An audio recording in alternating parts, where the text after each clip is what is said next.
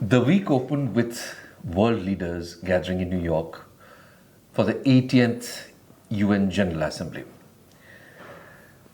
A lot of things were said, a lot of things consequential, but whether the UN can do anything with it is a different point. And then there is always Donald Trump, a man who cannot stay away from the headlines. To make sense of the week that just went by, we have our diplomatic editor, Jayanth. This is Amitava, Sanyal, opinion editor. So, Jayanth, a lot was said this week. The General Assembly opened earlier, but this was the Leaders' Summit. The top leaders came and they spoke their pieces. Well, it started with Trump actually telling the world that you are going to hell, especially possibly the European countries.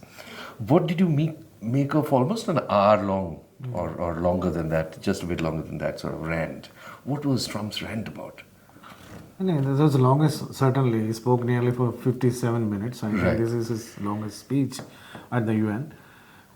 So, like you said about the headlines, either he speaks for the headlines or he speaks in headlines. So, this is the only two ways to look at whatever Trump says. And Right. UN General Assembly is not an exception. And this is the biggest forum for any world leader to address the global leaders and the larger world out there. So, one, if you look at it, that is his frustration with what is happening between Russia and Ukraine. So, the war he thought he would conclude just like that is still going on. So, there is no end at sight for the Ukraine-Russia conflict. And two things he said mainly. One, India and China are the primary funders of the war. So, because of these two countries get maximum Russian oil, and he believes that this is the money which keeps the war machine on. Number two, he also said about Europe, in the sense like many European countries, rightly so, NATO countries, they are also importing Russian oils, and they are also partners in crime, so to speak. So this was one of the speeches, one part of his speech basically was venting his frustration, if you look at that way, because this is a war among all other wars he claimed to have ended. This he thought would be the easiest to end, but this is the longest war so far on his watch. So I think that was primarily a bit of frustration that he was showing at India, China, and everybody else in the room. But unless President Trump prevails upon the European Union to tone down and get Zelensky to the talking table, I don't think will not move faster. The reason is that I don't think putting a lot of pressure on Russia economic sanctions are working, because it's far too powerful country in many ways. Of course, that will create some kind of a squeeze on Russia, their finances. A lot of their money is still lying abroad, which they can't bring back. But despite that, the war is continuing, and Russia is in no mood to put a pause on it. So I think economic sanctions so far hasn't delivered. It's even if you add more sanctions. So I don't think that is the right way to go about it. But also there are issues between European side and the Russian. For Europe, it's a European security issue, and they don't want to leave the terrain easy for Trump. Easy for Putin. Right. So it's a very complex thing. Yeah, I mean, what can we make of a series of European countries, Poland, Estonia, and then Germany scrambling jets, NATO jets, because apparently, according to them, Russia went into their airspace. Yes, Is this sort of just making a case? Is it, and obviously Russia says it hasn't, it's just made up. So is it just trying to make a case to trigger the clause in NATO where the big guns will have to But I blaze? doubt, because you are going against a nuclear power.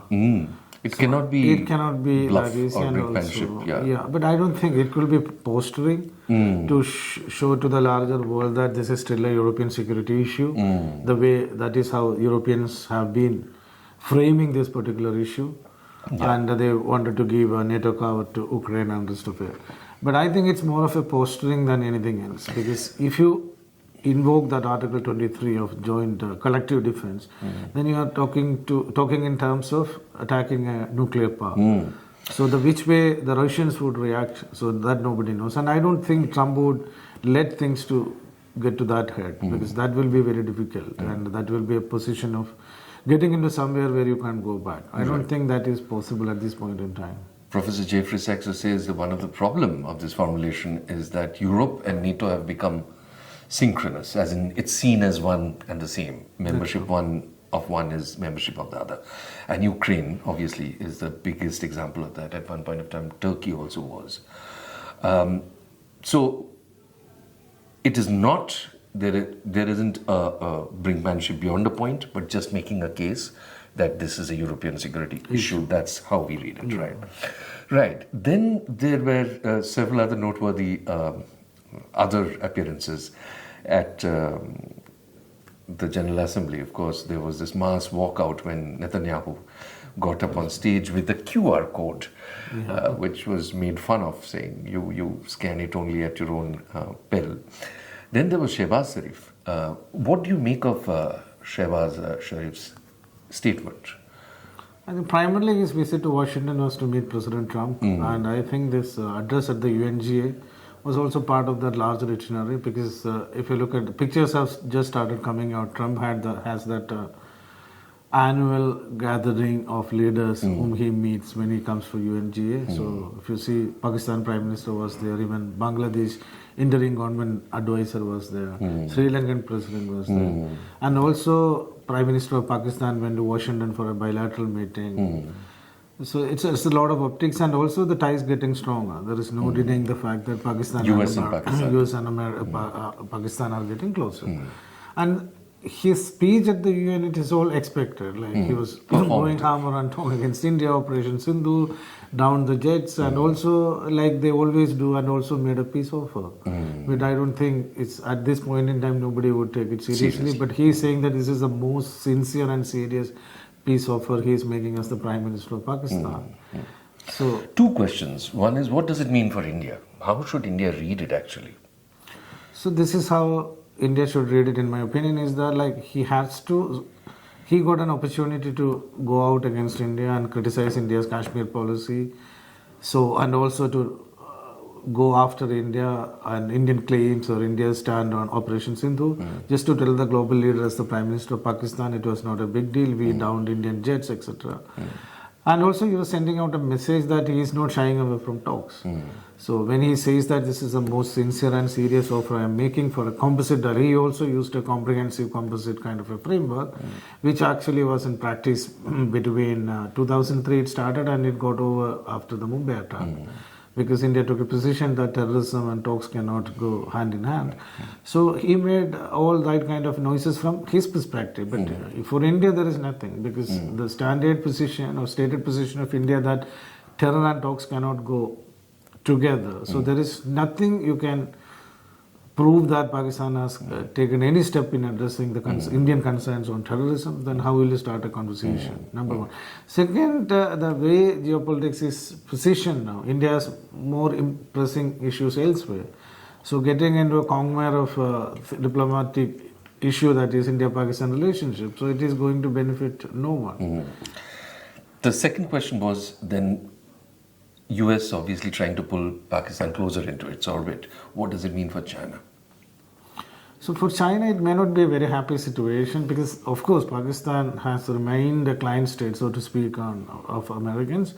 But the way now you are looking at it now, the situation has changed. For example, unlike in last 25 years, Americans have no role in Afghanistan. They're trying to get a foothold and a lot of strategic depth into Afghanistan again. So Pakistan is the only country which can help them in some way or the other. But on the other side of it, even Pakistan also doesn't have that kind of a strategic relationship, that kind of a strategic space with Taliban, because they have a lot of problems between Taliban in Afghanistan and Pakistan government. So it's not an easy situation. So Americans are believing that still Pakistan remains their best bet to get a toehold in this area. So they are trying for that.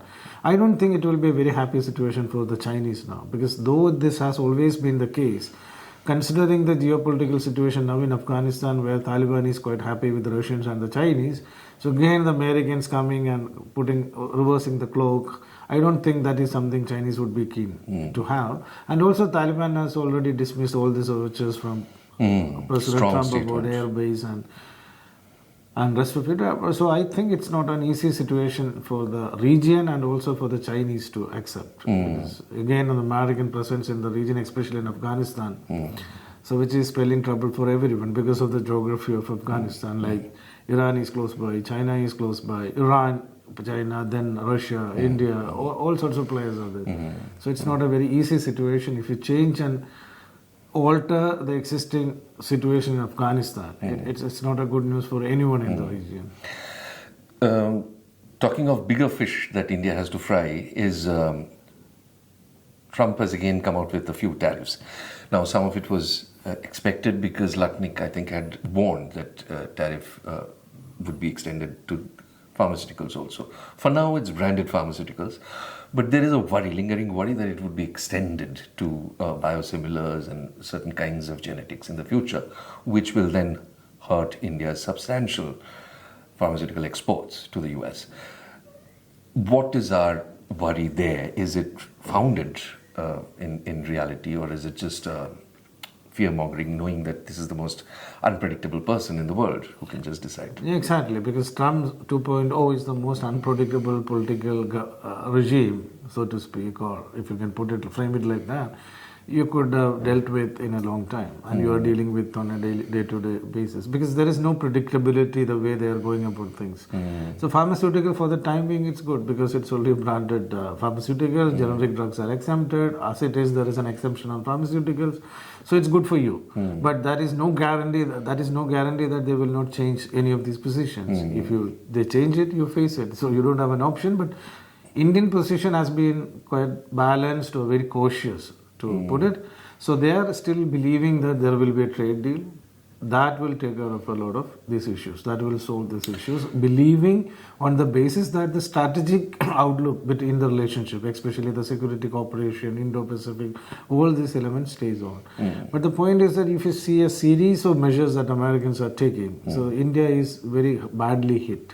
Whether it is H-1B visa, whether it is an additional 25% penalty for importing Russian oil. So you're really badly hit. So in that situation, and also the political trust seems to be very wobbly. Of course, President keeps on talking about his friendship with Prime Minister Modi, the importance of India as a country, everything he speaks in that way. But at the end of the day, he is also imposing a lot of measures that are against Indian interests. So is there any move that we can expect? So it depends on how the trade talks. Now, even now, you see the last meeting where Rubio had with Foreign Minister Jayshankar, even Commerce Minister was present in the room, even USTR, US Trade Representative was in the room. So they're trying to solve. And also, if you look at the readout and whatever people are saying after that, all important issues they are discussing on priority basis, quote unquote. So I think their best case scenario is finding a deal. But the problem is that unless there is a decision on this additional 25% on importing Russian oil, so I don't think a deal is quite possible. And also, like Mark Linscott recently told in one of our interviews, said that it's a deal only when Trump says it's a deal. So there is no other deal. So I believe unless you find a way in this additional 25% tariff which Americans have put on Indian goods, which makes on key imports 50% tariff. So there is no way forward, because 25% you can live with, but 50% is something huge because you have such a trade with the US. And also all these trading things with which you sell to the Americans, it's not very easy to find alternative markets. Yeah, it's not as if you can plug and play. And also labor intensive sector. So for a huge country like India, it's a very difficult situation. It's not that you talk big and some market will come up. No, it takes time. And it's not easy to replace America as a destination of your export at this point in time. Right. Now, talking about the world basing so much of its worries on the mood of one man. It could just be down to the mood of one man on a particular day. Now, this mood is we know that there is a deadline coming up on October 10th. That might inform this mood one way or the other. It will surely inform this mood. That is the day the Nobel Peace Prize is going to be announced. So Trump, as we know, has made a very strong case, unlike anybody else before, that he should be given that. He has been keeping on saying that he has solved 7 wars, including India, Pakistan, and that makes his claim strong. Now, is there any chance that he will get? Nobody knows because so many people are lobbying for him. Because the people who are actually creating war or supporting, giving state support to terror, so they all are supporting. For example, Netanyahu wanted him to get a Nobel. Pakistan wants Trump to get a Nobel. Right. And this is one place, even Peace Prize, Nobel Peace Prize, even Mahatma Gandhi didn't win it. So And Kissinger did. Kissinger did, and in Obama, I don't know which war he stopped or where the way he managed it. And also pushing, I think, is counterproductive. That's what the Nobel Committee, this particular Norwegian Peace Committee says. Pushing them is counterproductive. But Trump actually, if you look at impartially, I think Trump has a claim because at least he could bring Armenia and Azerbaijan together. Like something he did, like demonstrable things compared to the previous award winners.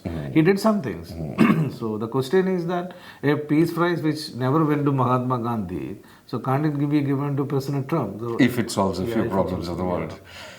Well, we shall keep an eye on that and much more for you. This was View on the World. Thanks for watching.